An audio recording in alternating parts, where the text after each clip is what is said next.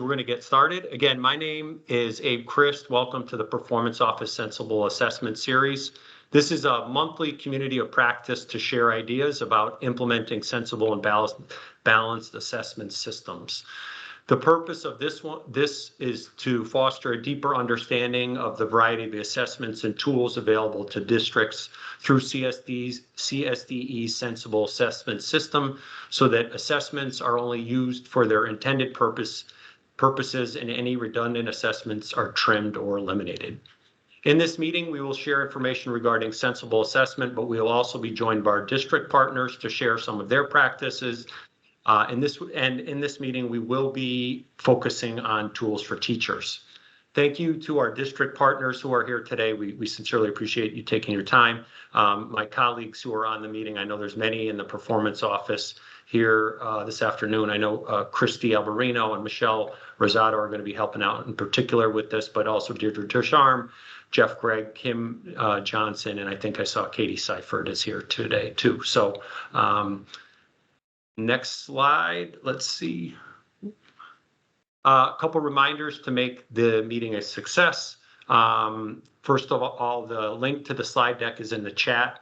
If it hasn't been put there, I know one of my colleagues will probably do that. We are recording it, so if you need to tap into it after a later date, we will have it posted on our training page. Attendees are on mute. We are monitoring the chat and we'll try to respond, but if we don't get to it, you can certainly email us at this email address here. And we will stop at several points during the presentation for questions where you can raise your hand and ask your questions verbally. So here is the agenda for today. We were touching a little bit on tools for teachers initially, then we're going to do our district sharing. First of all, from Madison, Michelle Horn, and from West Hartford, Maureen Curran, and I believe they have some colleagues too. So I'll let you guys introduce yourselves when we get to your portions of the presentation, but thanks to Madison and West Hartford, cheers for joining us. Then we'll quickly summarize and touch on some resources available. So again, this is our second webinar in our 5-part series that we're doing. We're doing another one on March 27th on, in particular, NGSS interims. Then on the 24th of April, Smarter Balanced interims, and then finally using the data on May 29th. That you can link to these registrations in this slide on the slide deck that's been shared in the chat. So this is an image of Connectic's for our main page and about Connecticut's assessment system that's designed to support student learning for the Common Core standards and the Next Gen Science standards. The system offers different tools for different purposes. The formative assessment resources and interim block assessments are designed to support instruction and monitor progress during the year, while the summative assessments evaluate overall academic achievement at the end of the year and are designed to inform accountability, evaluation, and support. So the purpose of this webinar is to help focus on some of the high quality tools that we have to support instruction. If you hit this link on the slide deck, you will be taken to our main page, the Sensible Assessment page. Okay, I'm going to kick it to Christy Alberino. As I mentioned, Christy's joining us today, driving part of the webinar. Christy, I'll pass the baton to you. Great, thanks. Okay, so welcome. I put the last image that Abe said was hyperlinked for the new student assessment, sensible assessment systems main page. Hyperlinked that not only in the presentation, but in the chat. The Trumba calendar is there and the presentation as well. And just a quick recap for those of you who might be questioning what's the difference between formative assessment processes, interim assessments, and summative assessments. This is just a quick breakdown of the differences. So today, what we're going to really focus on is how we can incorporate formative assessment processes and how we can use the Tools for Teachers site to supplement the interim and the formative assessment processes. And then obviously the summative is at the end of the year. Next slide. All right, we're going to step into the Tools for Teachers site and talk about that for a minute. So Tools for Teachers is the formative component of the Smarter Balanced Assessment System. It's an online collection of resources All of them are aligned to the Connecticut core standards and support K-12 educators in their use of formative assessment processes. So it also supports the interim assessment. So there's also an interim key to this as well, and it houses the items, the keys, the metadata for all of the math and ELA Smarter Balance interim assessments and corresponding connections playlists. So this is not where you would find NGSS information, just so we're clear on that. Next slide. Within the Tools for Teachers site, you will find instructional resources, there's formative assessment strategies, accessibility strategies, professional learning resources, and the Connections playlist, which are instructional resources that focus on interim assessment content. So each ELA and math interim assessment block has a corresponding Connections playlist that not only supports struggling students, and we're going to talk about that in a minute, but to enhance the learning for those students who scored above standard on a block. Instructional resources that are available include lessons that can be used as a follow-up to an interim assessment. They can be used as a supplement to existing curriculum. All of the resources were created and vetted by teachers. And you'll see that this is sort of the cleaner version. It stopped at some point, and everyone at Smarter Balance got together with State Network of Educators, and we're going to talk about how you can participate in that type of activity. And all of those educators went and reviewed each of these resources and made sure that they included the same pieces of information, such as accessibility strategies, language strategies, and that's all going to be shown in a few minutes. Users can search for a variety of creative formative assessment strategies by content area and grade level. Tools for Teachers also includes a number of accessibility strategies that you can use to support students' access. There's language accessibility tools such as Spanish translation and text-to-speech for dual language support, with vocabulary development and linguistic connections to focus on mastery of skills instead of just language proficiency. There are glossary translations and illustrations that are available in 13 languages, including some varieties in dialects that can help boost academic vocabulary and support language acquisition. We have translated test directions that support students in 13 languages on the interim assessment to facilitate understanding and increase confidence. And there's also professional resources that include information about how to use an interim assessment block, how to scaffold information in lessons, or how to score some of the open-ended interim items. And all of that is hyperlinked at the end of this presentation. And then the last piece of is the interim assessment item portal. So the interim assessment item portal, are we on the next slide, Abe? Sorry, there we go. The interim assessment item portal was actually discussed and demonstrated in the first Sensible Assessment webinar, which is posted to our training page, and it can be used by educators to view or select or deselect individual assessment items to tailor content covered by an interim assessment so that it better aligns with the sequence of your instruction. So I want to just remind everyone that we do strongly encourage the flexible use of interims, but please remember that all of the interim items are semi-secure, so they shouldn't be posted on the internet or emailed or sent home to students. I'm going to hyperlink a brochure on how to create an answer key using the interim assessment item portal. It's also hyperlinked into this slide. Answer keys for NGSS, as you can see on the bottom of the slide, are available in TIDE under General Resources, and then you download interim assessment materials, and in there you'll find the NGSS interim scoring guides. You'll find the training guides and exemplar sets for math and ELA open-ended items.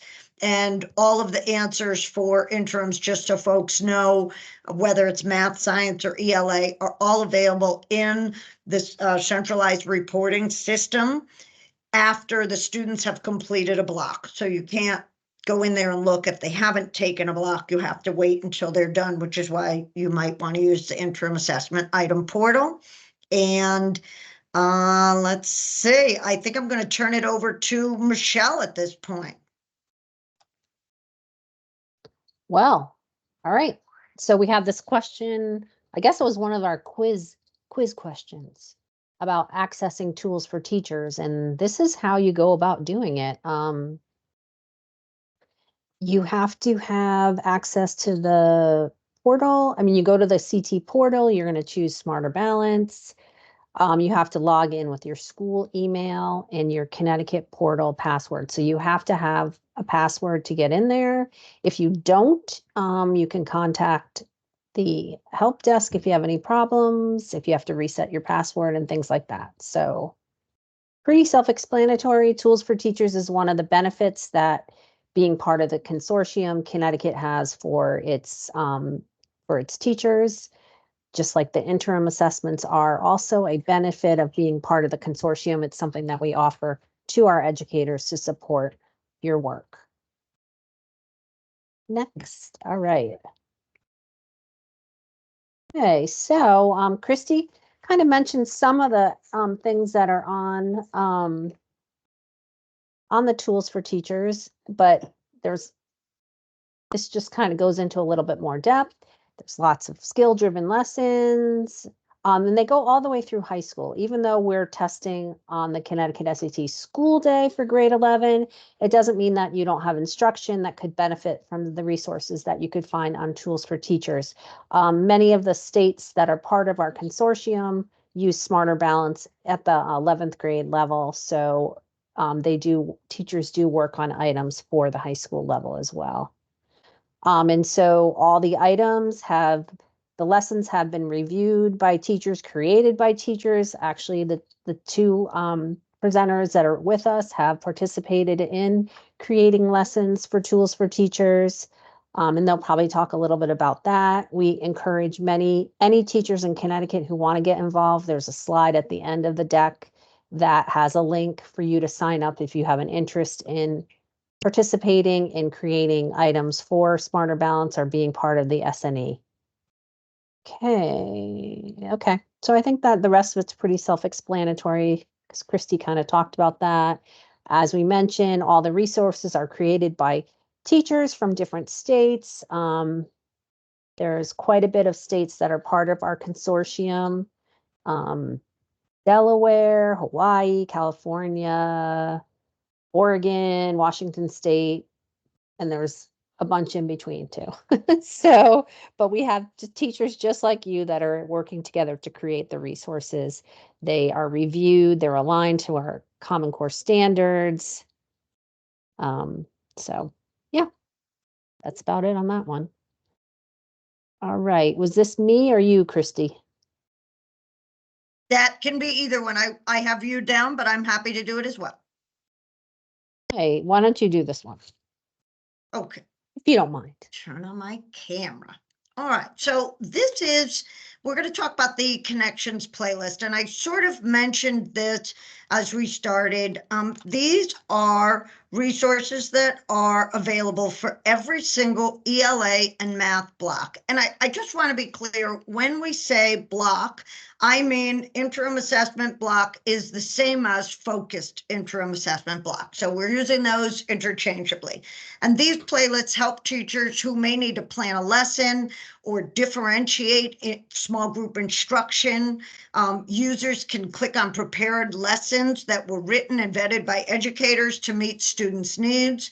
Information is organized by topics related to the standard, and teachers will find a description of student performance progressions. And we have that is below, at or near or above, and to help identify skills that can be incorporated into the provided instructional resource to support students who are performing below or above the expectations of the standard on the corresponding concepts or skills in a block, an FIAB or an IAB. And each topic has a corresponding instructional resource that's based on the unpacking of the concepts and skills within a target assessed by that block. And hyperlinks connect to all of the resources that are written, that are supplied for you. And each playlist, interestingly enough, is accessible from the Tools for Teachers, or you can go the other direction after you've given the block. If you're looking at your data in the centralized reporting system, you can connect there back to Tools for Teachers. And if you're in the interim items in the interim item assessment portal, it will also bring you back and forth. So all of these are ways to help educators differentiate instruction for students. Next slide. Okay, so each playlist has intervention strategies, and those are provided to support students who are showing challenges with grasping the grade level expectations. So you'll find a section that's entitled Things to Consider, and those are just additional notes related to the Connections playlist. Next slide. And lastly, there's a section on background, and that helps educators understand why this content is important, how to address academic vocabulary, and provide students with opportunities to do a deeper dive. And just want to note that on the Tools for Teachers, you should also be able to find access to the content vocabulary list, the content relevant vocabulary list, to help work with academic level vocabulary that may be off grade, but used in the assessments. That's a list that's made for math and ELA to help you use that in your regular daily interaction with the students and the information, so students are accustomed to those vocabulary words when they start taking the assessments. All right, so Michelle, I'm going to hand this back over to you. Sounds good. Thank you. So I want to again thank our two districts that stepped up to share about their experiences with Tools for Teachers. From Madison, we have Michelle Horn and Christina Zaratny. And from West Hartford, Maureen Curran. We're going to start with Madison first, and they have a few slides that they're going to share. So you can just say next when you want Abe to move it along. Thank you. So thank you so much for having us. This is my second time presenting. First time we did this was in person in the fall. I'll just speak a little bit to my experience. This is, I went 2 years in a row as an SNE to both Colorado and Oregon. It was super fun to be able to, meet with educators from all over the United States and create resources. I think our goal today is really to speak to how Madison has been using Tools for Teachers and the resources available to us through TIDE. So really, this slide just shows here, one of the main goals we've had over the last couple of years is to really train and empower our teachers, all teachers, our special education teachers, our interventionists, specifically around the language and the vocabulary that Christy was just speaking to, that the Smarter Balance uses, and really thinking about how does this align to the work we already do, and where might there be differences in our curriculum and how we're asking kids questions.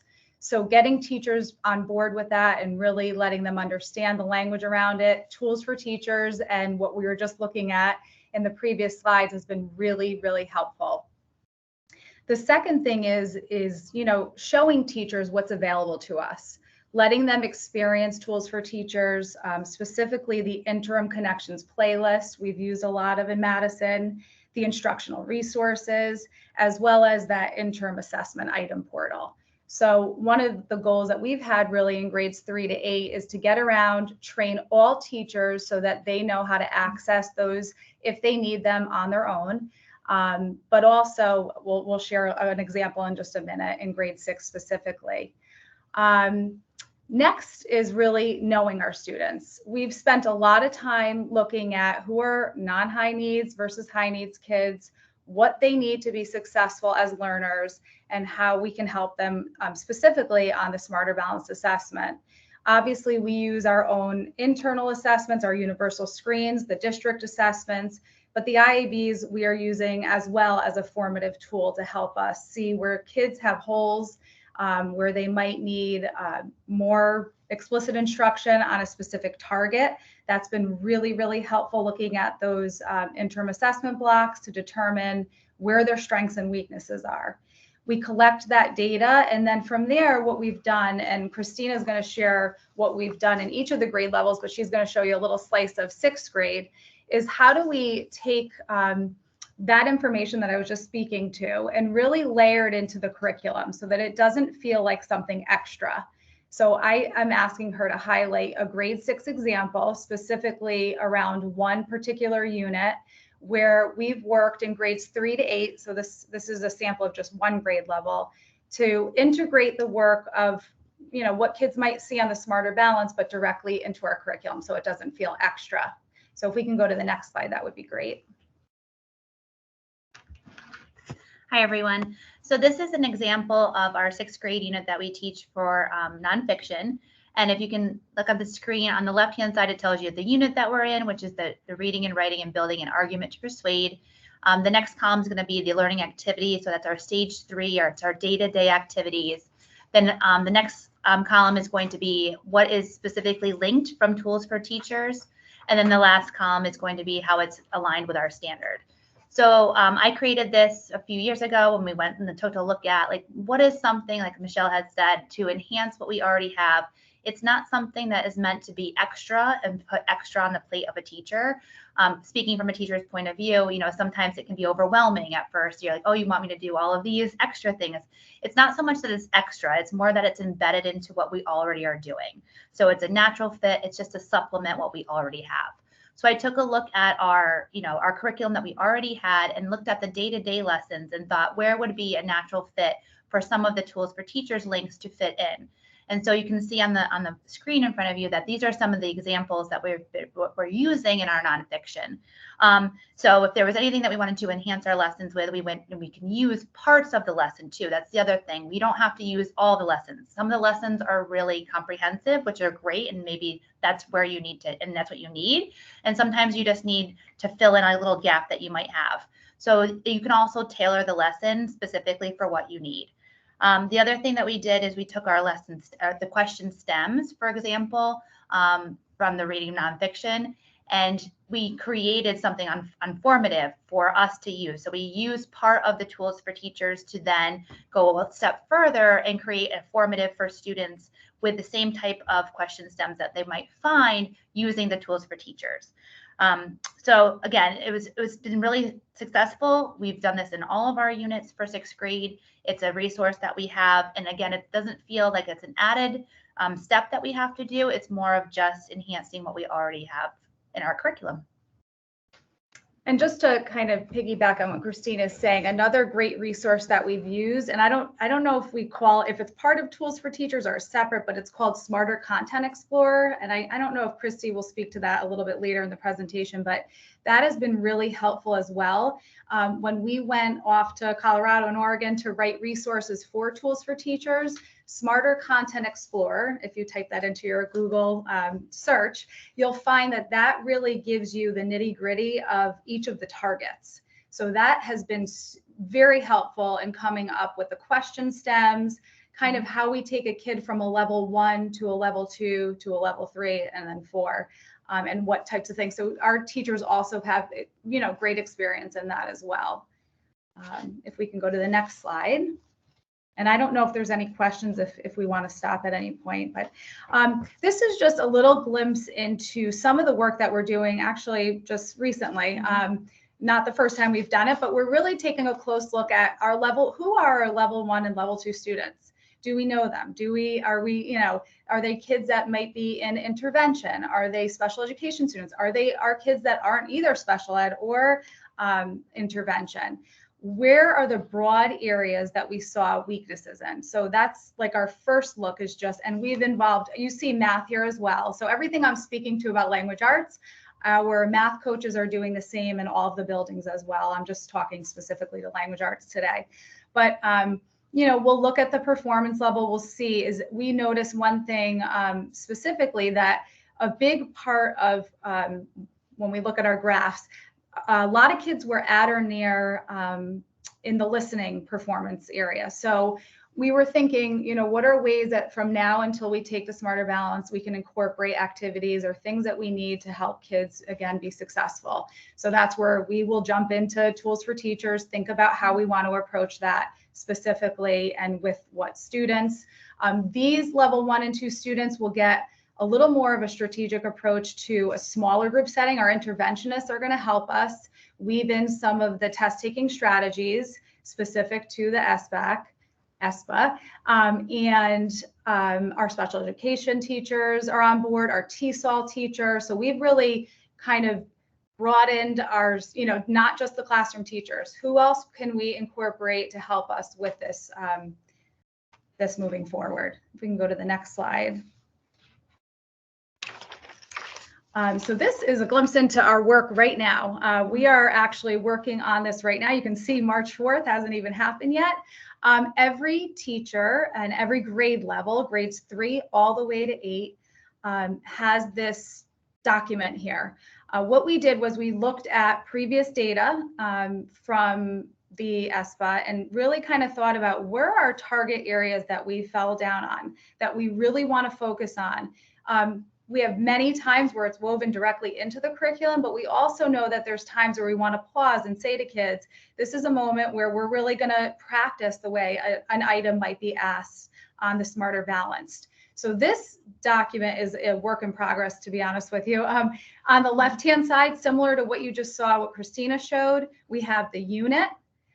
We have some very targeted weeks that we're going to be, you know, taking a specific target and doing work around that target. Anytime we could align it to the unit that we're in, we feel like we're doing a good job. Obviously, it does not always fit. We only have 2 units left before we actually take the Smarter Balanced.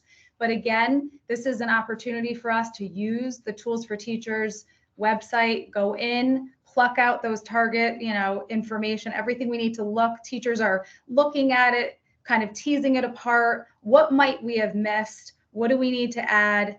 And you can see here, we'll be doing some targeted lessons leading up to the week of the Smarter Balanced. I don't know if Christina wants to add anything to that. Yep, and I think that it's important that Michelle just said, you know, we're embedding it. So they're not saying, okay, in addition to everything else that we're teaching and responsible for teaching, let's make a natural fit there. And I think that that's the most important thing. And it really makes us feel like everything is concise.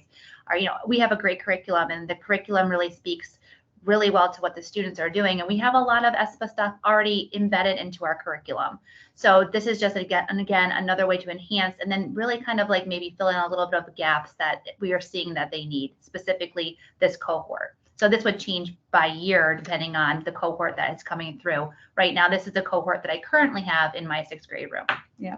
So this was a pattern we saw with our 5th grade students who are now 6th grade students. So everybody's ESPA planning sheet looks a little bit different depending on the data we received from the incoming students. If we notice that over 2 years, there was a pattern, like you can see here, the highlighted, this cohort tested at or near the last 2 years. Target 2, we really want to make sure we're looking at that. Is it an area where maybe we're not using the same vocabulary? Maybe we have, you know, an area of weakness in the curriculum. We're always looking and kind of making decisions with the data that comes into us. So this is just one example of work that's happening in our PLCs right now. We're going to be working on, it says the week of March 11th, we have a professional development day. We'll really be diving into this a little bit more and at some of our after school meetings. And then the last slide is just like a little extra. We incorporated this last year and it really seems like just a little thing that helped us be, we feel, really successful. As we know, you know, students require different supports, designated supports, embedded supports, whatever that might look like. Last year, myself and the math coach, I don't really remember how we came up with the idea, but we thought it would be really good when kids go into a different setting to take the Smarter Balance, the proctor who is with them might not really know what supports the student has. And we know that many kids require lots of different things, whether it's a 100 number chart, a multiplication table. I mean, the list is amazing when you look at all the different things we can give kids to be successful on this assessment. So each kid in our district who has anything gets this note card, and it goes with them to wherever they take the test. These cards are given to teachers way ahead of time. So when we take an IAB, an interim assessment block, we're very aware of these things that students are given, so that it doesn't feel new the day of the Smarter Balanced. That we understand what they need to be successful. So these note cards are done for 2 of our buildings, and they will be passed out. Actually at Polson, they've already been delivered, and at Brown, they will be shortly, so that we can make sure that we're helping kids the best we can. And I would say too, teachers also have an input on these note cards. So they're given to us, they're shared with us. You know, Michelle does all like the hard work ahead of time, but then we go in and we actually, because we do know the kids so well, we can even say like, this one might need a reminder just to slow down, or just, you know, encourage them to look it over again. So we can even put our own feedback about the students, so that whoever is proctoring them really gets to know the students really well and makes that connection with them. We think that's really a great part of our success too, is just having that connection with the students. I think that's it, unless there's any questions.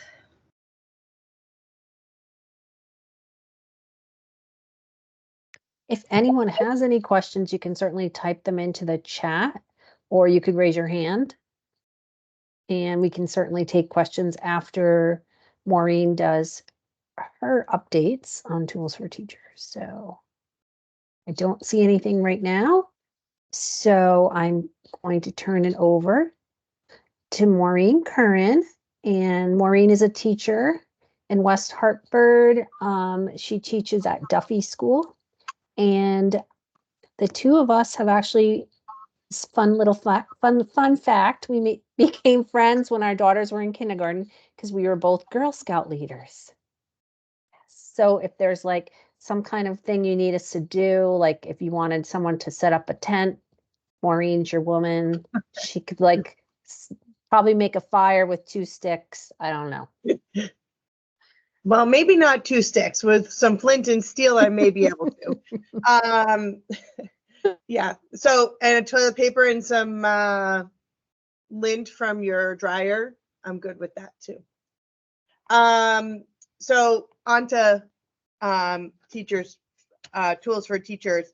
I've also been to some of the SNE workshops. I went to the one in Minnesota, and I went to the one out in San Diego. They were great. They were fun. I met new people. I worked on some great resources, got some great new ideas to bring back to my own classroom, my own school, my own district. But also it gave me the opportunity to share within my district, which is what I've been doing. West Hartford's a little bit further behind Madison. We've only started within this school year looking at Tools for Teachers, looking at the lessons, but really the big dive has been into the IABs and the FIAB assessments to help our students. So we're doing it in 2 ways. I'm really talking for elementary. So our elementary teachers are doing the 3 through 5 teachers have been going into the FIABs. The students have been taking them. Then the teachers are going back and looking at who's performing below the standard, who's performing at the standard, who's been performing above the standard. And then what they're doing is they're going back and looking at each item and seeing how the students are scoring on them. So they've had our 3rd through 5, grades 3 through 5 teachers have had 2 professional development workshops on this. One was like a whole day workshop, and one was like a 2-hour on a Wednesday. We got out early, so they worked on that.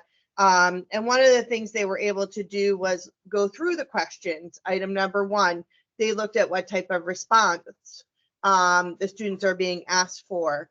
And then what what's the task that they're being asked to do? Why maybe didn't students understand that? What are the misconceptions? What are some of the words? Why were they tricked up on certain things?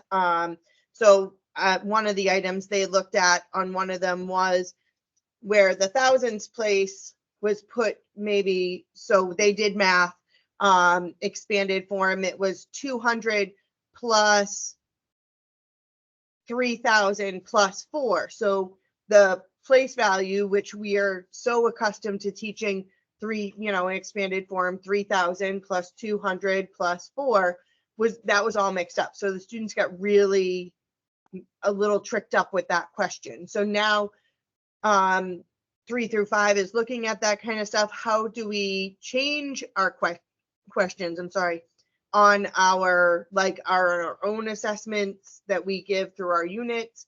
How do we expose kids to multiple types of questions as we go through? So we're using it to kind of help broaden our own units that we're doing, but we're also using it to give the kids different resources to think out of the box.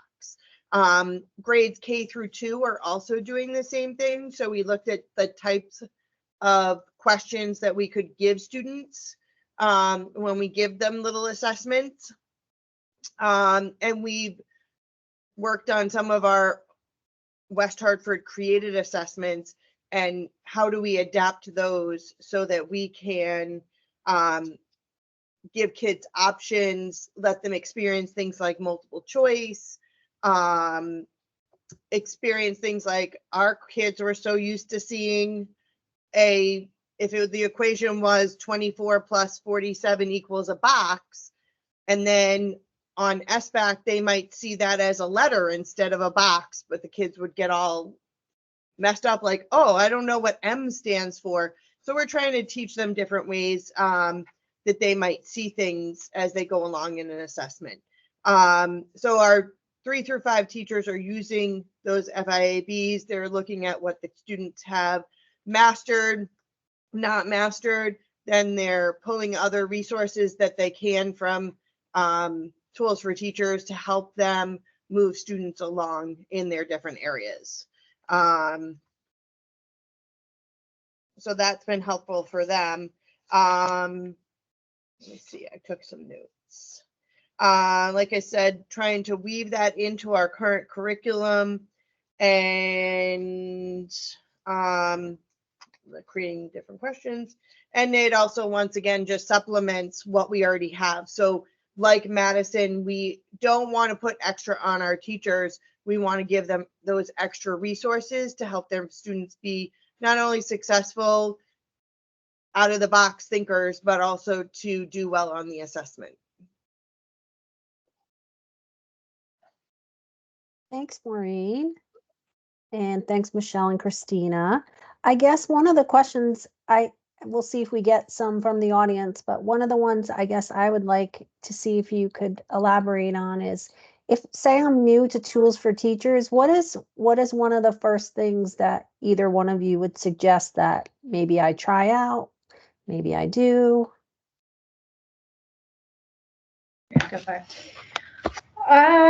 So I think I said this at my last presentation. I think it's important to start small.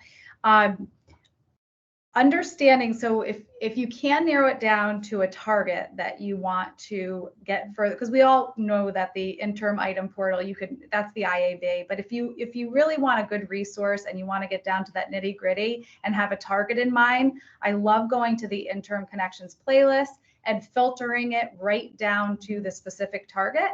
And then if you're lucky enough, you'll find a lesson that addresses that target. So that's been one of my most favorite places to visit, to see. And Christina had mentioned earlier that you can skim those lessons. I love looking at the introduction really quickly to see if it fits our need, but then also looking at the attachments. Oftentimes we have a favorite lesson in 6th grade that's surrounding chocolate that we love to do with our kids. But we had to look at that and see, how does it fit with the work we do? But that playlist can be really, really helpful. The other reason I like the playlist is because it gives 3 levels: the below, meets and exceeds, I think, expectation. So it's helpful for you to see how a kid can move from that middle to the exceeds level, or is that the below, and how do we get that kid to the middle level? And that's been really, really helpful. So I say the Connections playlist is my place to start if I had to pick. And I would just say too, like going in and like finding all of those lessons that do connect to the lessons that we already have in our curriculum.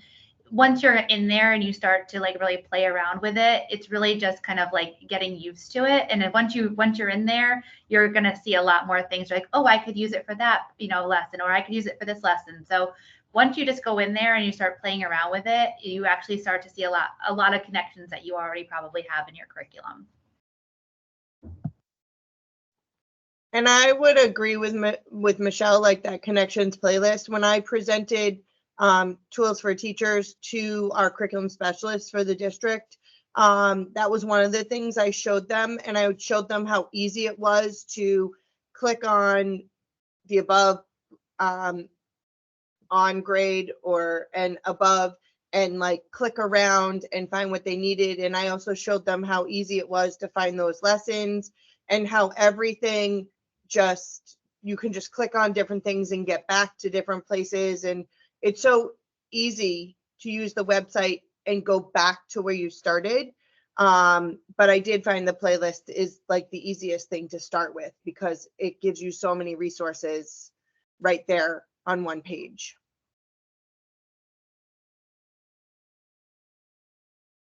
I mean, this might be the same type of question, but what do you think is the most valuable part of tools for teachers? So I think that the resources that are there are the most valuable. We, like Michelle was saying, like we use this like history of chocolate lesson, and we don't, as a teacher, you don't want to have to like reinvent the wheel. So like you go there and you see like a lesson already done, you'd make sure that it meets the standards that you're looking for. And then it's like you can almost use this exact same thing like that moment in class. I mean, it's a really quick resource to use if you're looking for something. And there's articles that are there for our nonfiction unit. Sometimes you're like, then you have to go find an article that matches the standard. And for us, like the assessment or the standard is there, the articles are there, all of the resources are there. So that I think is the most helpful. You're not looking in multiple places. It's all kind of just like right there for you.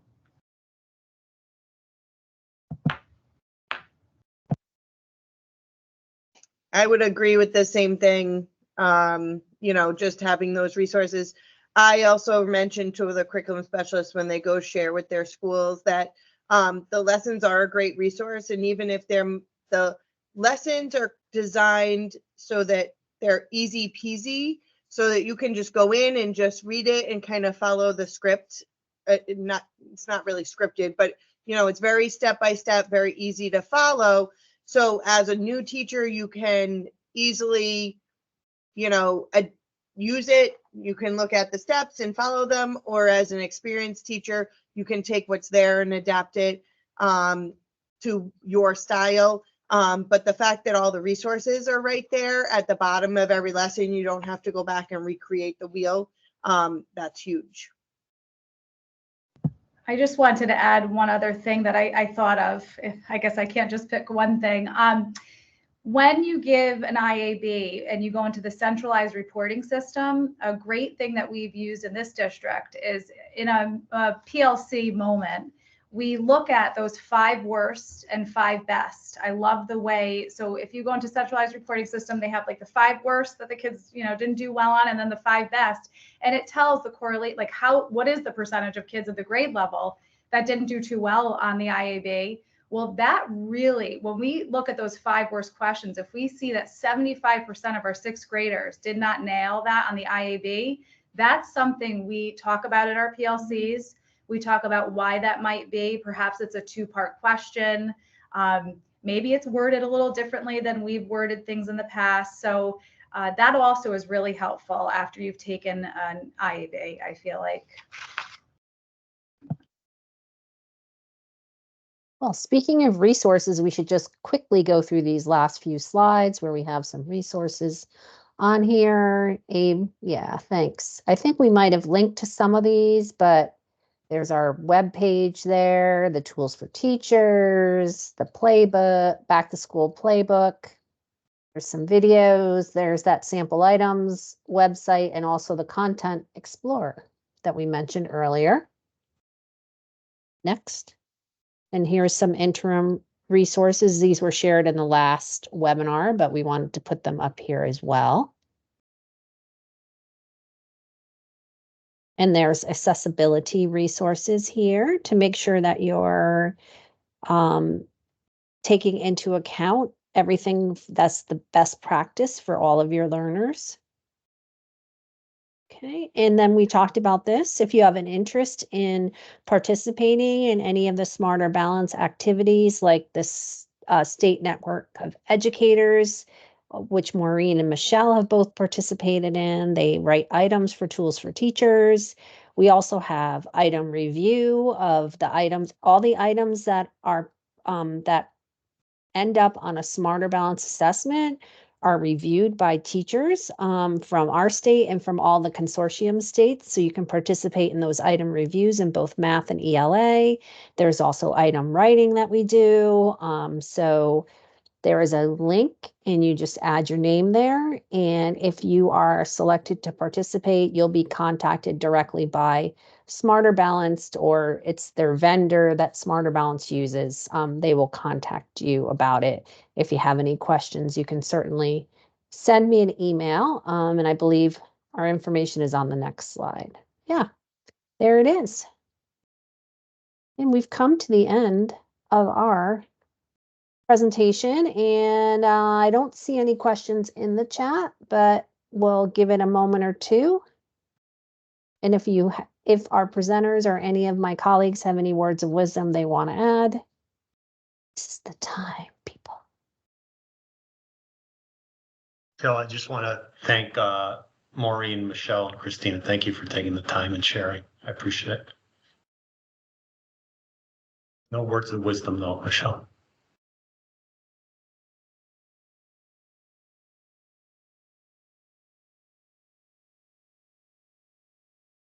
Right. Well, it looks like we are going to wrap it up right now. So thanks to my colleague Christy as well for planning this. And thanks again to Maureen, Michelle, and Christina. We really appreciate your expertise and you're taking the time out to share with our group. Thanks.